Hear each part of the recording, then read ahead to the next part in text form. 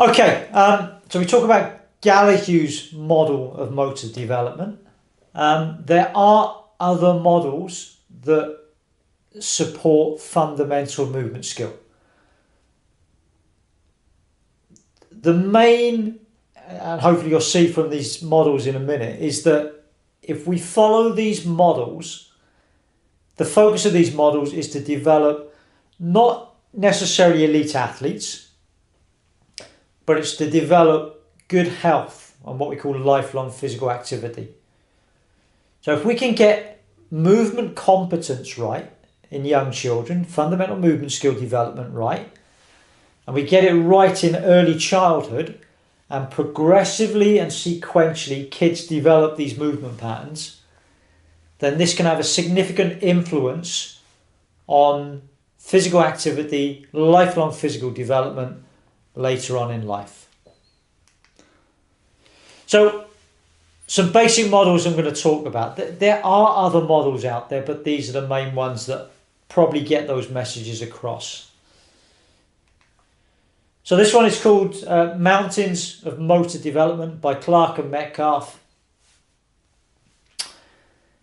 And you can see the metaphorical mountains are broken down into different stages. So you can see the bottom stage on the left here is what we call reflexive, rudimental.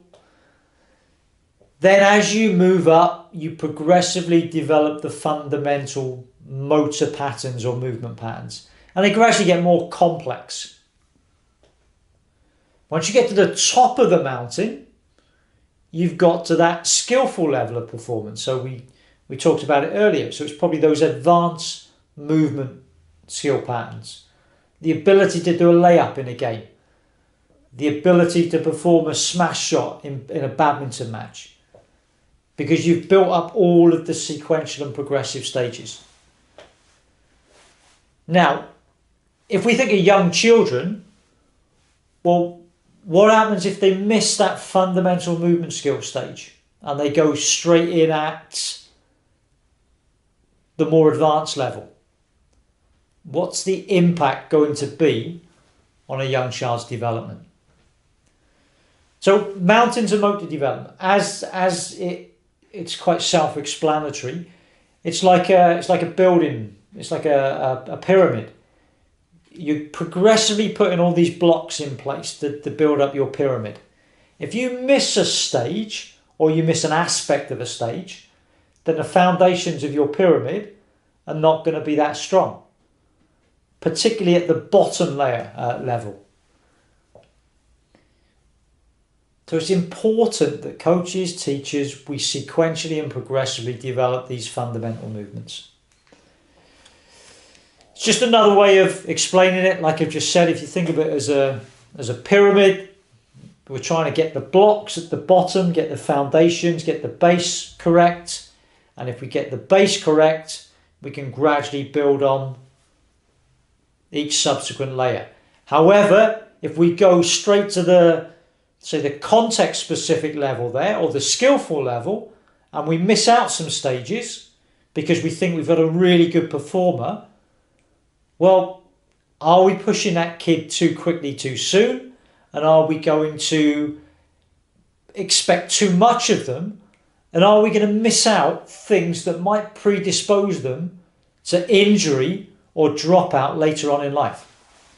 I think I used it in previous weeks. You take someone like Michael Owen, England football player. Represented England when he was, 17?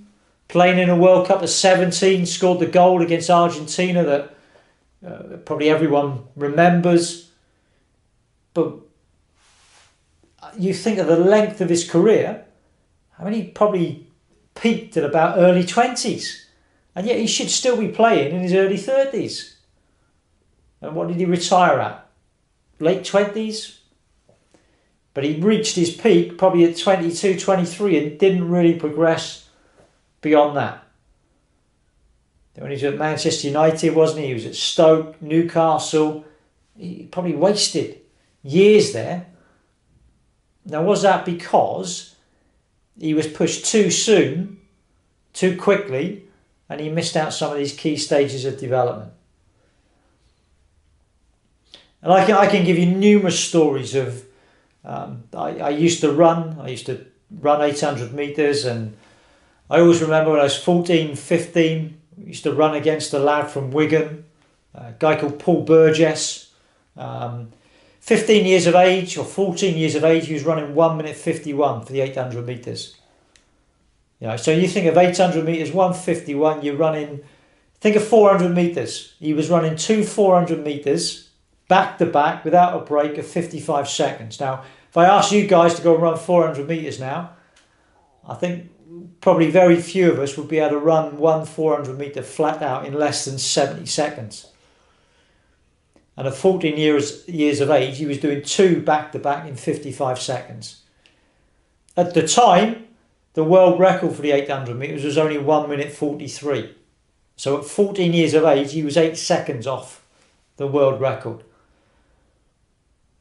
So fantastic talent at 14 years of age. Got to 16 years of age, didn't hear of him again, didn't develop beyond that. So you get these kids that have a talent at a young age, and what we do recognise them as miniature adults. We think, God, look how good they are as cricket players, as tennis players, as football players.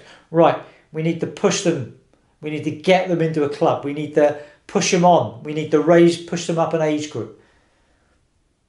But because they miss all these building blocks, they're probably more likely to become injured or develop to the detriment later on in life. So we do need to make sure sequential progressive development that we do follow. This is a model by Seefeld, and again puts a little bit more context into it in terms of the skills that we should be teaching kids to acquire, and it sort of relates it to the school year as well. So we can see lower elementary, so that's our primary school, upper elementary, key stage 2, 7 to 11 years of age, and then it goes into secondary school. So the proficiency barrier is probably, if you look at the diagram on my left, it's where kids transfer from primary to secondary school. So you can see on that diagram all of the skills that young kids should be able to acquire by the time they finish primary school. And if they can't, why can't they? And what is the impact going to be, not just on sporting performance, but their ability to participate and involve themselves in PE lessons in secondary school, but more importantly, their ability to participate in physical activity beyond the school years. So I think it's demonstrating that if we get the stages right, we can obviously develop young children's lifelong physical activity. This is a model that's gained prominence the last couple of years. So it's a model by 2 guys called Rodri Lloyd and John Oliver. They are more sports scientists. They're more, so they tried to relate more from a training perspective.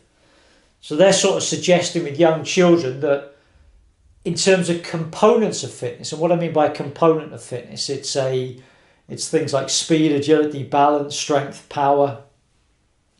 They're sort of suggesting at a young age there needs to be a focus on developing these components of fitness. So we need to develop speed in young children, we need to develop agility and balance, because they're key components that underpin not only sport involvement but physical activity involvement. So these models exist based on the theory that suggests that we don't just develop or acquire fundamental movement. We have to work at it. We have to develop it. We have to teach it. And that's why primary school physical education becomes so important. Okay, now what I want you to do for this last task, most of you have seen Istvan Bali's long-term athlete development model. Hopefully most of you understand what it is. What I want you to think of now if you are a coach working within primary and secondary education, what do you understand about the model and what is its relevance to you as a coach? So lots of people will use the long-term athlete development model, and one of its key stages is fundamental movement skill. So I just want to know, what do you understand about long-term athlete development, and do you think it is relevant to you as a coach working within primary and secondary physical education?